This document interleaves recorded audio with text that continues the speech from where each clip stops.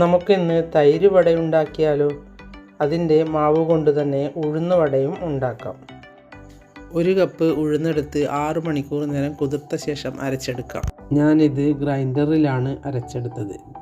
വെള്ളം 2 table spoon മാത്രമേ എടുത്തിട്ടുള്ളൂ. ഇനി ഇതിലേക്ക് കുറച്ച് കറിവേപ്പില മുറിച്ചത്, ഒരു നുള്ളി ജീരകം, 2-3 പച്ചമുളക്, ഒരു ചെറിയ കഷ്ണം ഇഞ്ചി മുറിച്ചത്, 2-3 ചെറിയ ഉള്ളി മുറിച്ചത്, കുറച്ച് മല്ലിയില. തൈര് വടയിൽ പച്ചമുളകും ചെറിയ ഉള്ളിയും ഒന്നും തന്നെ ഇടാതെയും ഉണ്ടാക്കാം, പക്ഷേ എനിക്ക് ഇടുന്നതാണ് ഇഷ്ടം. ഇത് വടയുടെ രൂപത്തിലോ അല്ലെങ്കിൽ വട്ടത്തിലോ ഉരുട്ടി എണ്ണയിലേക്ക് ഇട്ട് കൊടുക്കാം.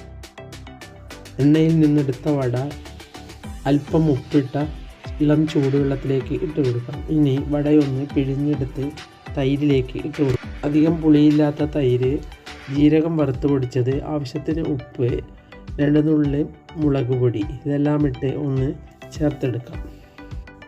വട ഒരു പാത്രത്തിലേക്ക് വെച്ച് അതിൻ്റെ മുകളിൽ ഈ തൈര് ഒഴിച്ച് കൊടുത്താൽ മതി. തൈര് വട ഹെൽത്തിയാണ്. ഇനി ഒരു പാത്രത്തിൽ വെച്ച് അതിന് മുകളിൽ തൈര് ഒഴിച്ച് ഗാർണിഷ് ചെയ്താൽ ഇത് റെഡിയായി. ഇതേ മാവ് കൊണ്ട് തന്നെ ഉഴുന്ന് വടയും ഉണ്ടാക്കാം. ഉഴുന്ന് വടയും തൈര് വടയും ഉണ്ടാക്കുമ്പോൾ ഉഴുന്ന് മാത്രം അരച്ച് ഉണ്ടാക്കുന്ന വടയുടെ സ്വാദ് അപാരമാണ്.